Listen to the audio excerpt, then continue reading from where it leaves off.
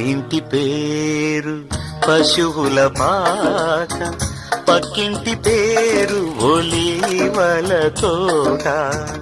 మా ఇంటి పేరు పశువుల పాక, పక్కింటి పేరు ఒలీవల తోట. ఎదురింటి పేరు కల్వరి కొండ, మావాడ పేరు సియోను కోట. మా ఇంటి పేరు పశువుల పాక.